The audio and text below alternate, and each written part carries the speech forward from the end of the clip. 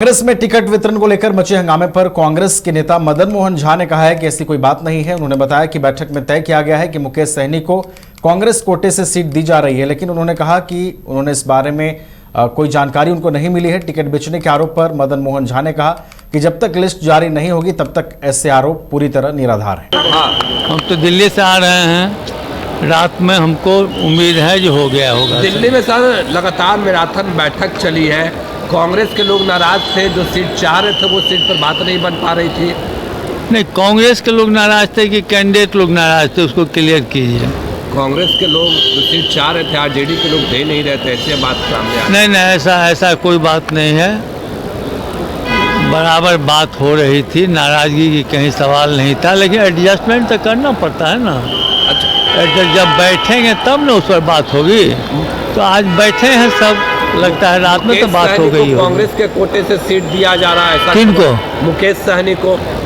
ये विस्तृत जानकारी अभी नहीं है, आने पर बात होगी। देखिए, ये तो मेरे हक का बात नहीं ना है, ये तो इसका जवाब तो हम नहीं दे सकते हैं। जब महागठबंधन के सभी लोग बैठेंगे तब जाके इस निर्णय क्या निर्णय होता है वो बताया जाएगा। कांग्रेस के लोग डिप्टी सीएम मांग कर रहे हैं सर। ये मेरे आला कमान ही इस पर निर्णय ले सकती है। आप लोगों पर टिकट बेचने का, कांग्रेस के नेताओं पर टिकट बेचने का आरोप लग रहा है। ये तो हम अभी तक नहीं देखे थे। टिकट जब मिला ही नहीं, जब ठीक से बटा ही नहीं, लिस्ट नहीं पब्लिश हुआ, तो आरोप कैसे लग गया।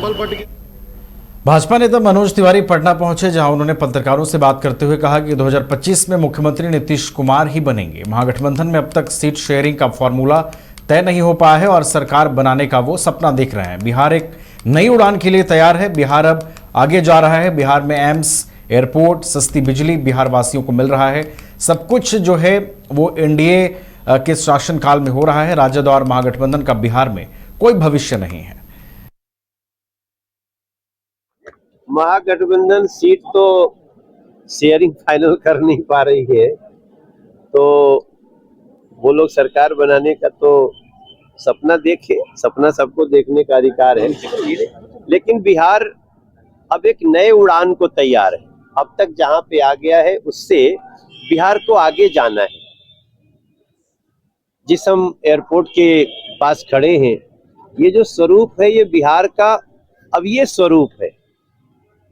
बिहार की सड़कें, बिहार के नदियों पे ब्रिज, बिहार के आईआईएम्स, बिहार के एम्स, बिहार के एयरपोर्ट्स, बिहार के घर घर में सस्ती बिजली, बिहार के खेतों को पानी और व्यापारियों को, नागरिकों को, महिलाओं को सुरक्षा, ये सब कुछ देने वाला एनडीए है। तो अब बिहार के आदमी सब समझ गिल बा कि भैया बिहार के भविष्य अगर और बढ़िया करे के बा, हमनी के अपने बच्चन के भविष्य, तो एनडीए के संगे। नाराज चल रहे हैं और काफी बीजेपी में घमासान देखने के लिए मिला। देखिए, ये तो एक नेचुरल प्रोसेस बा कि जेकर टिकट मान ली पार्टी कहलस कि आज तो चुनाव नहीं, दूसरा व्यवस्था में जइब। हमारे यहाँ टिकट नहीं कटता है, हमारे यहाँ व्यवस्था में काम अलग दिया जाता है। बांकीपुर विधानसभा से भाजपा प्रत्याशी बनाए गए नितिन नवीन ने नामांकन दाखिल करने से पहले मां अखंडवासिनी मंदिर पहुंचकर पूजा अर्चना की। पटना के गोलघर स्थित मां अखंडवासिनी मंदिर में नितिन नवीन ने पूजा अर्चना की। इससे पहले उन्होंने नंदकिशोर यादव से भी मुलाकात की।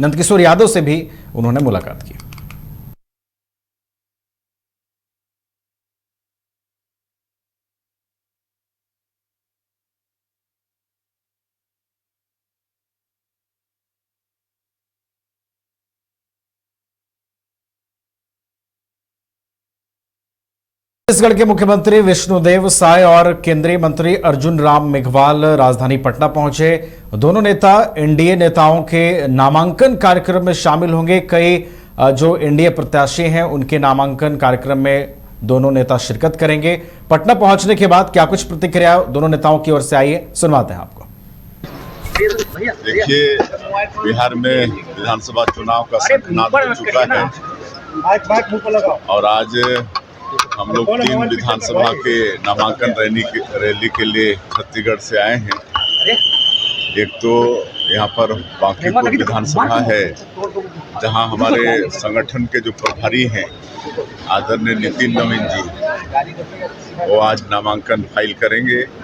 इसी तरह से तारापुर में यहाँ के जो डिप्टी सीएम सम्राट चौधरी जी, वो नामांकन फाइल करेंगे। एक और मुंगेर में जाना है और यहाँ एनडीए का बहुत अच्छा प्रभाव है। और जिस तरह से बिहार में लालू राज, गुंडा राज सब था और लगातार आदरणीय नीतीश कुमार के नेतृत्व में बिहार का विकास हुआ है और माननीय प्रधानमंत्री जी, भारत सरकार श्री नरेंद्र मोदी जी का आशीर्वाद भी बिहार को लगातार मिल रहा है।